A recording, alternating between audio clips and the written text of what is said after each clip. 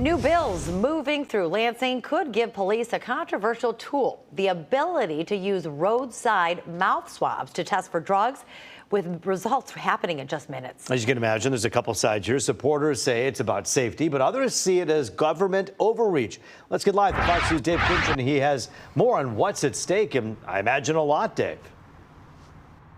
Yeah, really a lot depending on how this goes. Now, relatively, the state legislature, they haven't gotten a lot of laws passed this year so far, but this is one of the key bills working its way through Lansing that if it does become law, it could change up a lot of things in terms of traffic stops and the suspicion of people being under the influence. You want someone sticking something in your throat? That's the big question facing Michigan drivers if a pair of bills in Lansing become law, allowing police to test for drugs by a swab of the mouth. From a law enforcement perspective, I like it because it can help me solve crimes. Former Detroit Police Assistant Chief Steve Dolunt says on one hand, it puts another tool in the toolbox to keep the public safe, but he admits there are many concerns. It's a huge question because, oh my gosh, and then I choked and I'm mental anguish and all. Yeah, it's a mess.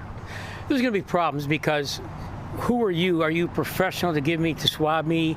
And then the thing is, oh, well, DNA is going to get out there. And there's going to be so many legal ramifications. Under the legislation, a swab of the mouth for saliva would be able to tell an officer within minutes if you have drugs in your system. Drivers we spoke with have mixed reactions.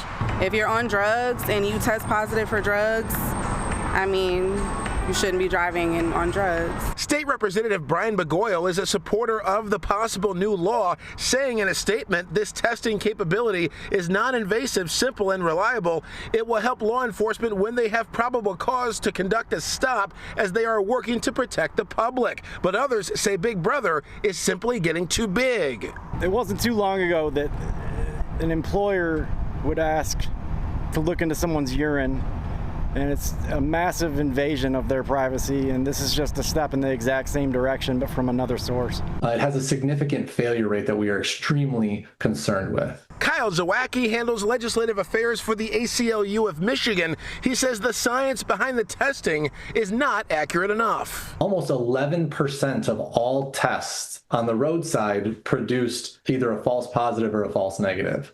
When you break it down to just the positives, so all the tests roadside that tested positive, 1 in 4 of those, almost 1 in 4 of those were incorrect, about 24%. When you break it down in the positive rates for specific substances, cocaine, it was more than 30%. Benzodiazepines, it was 60%. And then for opiates, it was more than 64% produced a false positive rate. Well, back live now, Michigan State Police have conducted a limited run of this type of testing. It's a pilot program, but those bills are still in committee. We'll keep you updated on their progress and certainly any challenges that may arise as this process unfolds. We're live tonight. Dave Kinchin, Fox 2 News.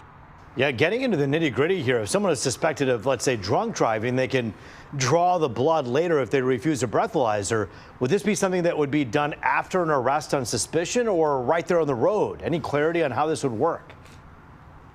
Well, that's really one of the things they're trying to sort out in Lansing. That's really been one of the big concerns. It's not just the accuracy, or some would say lack thereof, as you heard there in the testing, but that very issue there. Would there be a warrant involved? That kind of thing. So those are really those key details that they're trying to iron out in committee there. So a lot of details being worked in still.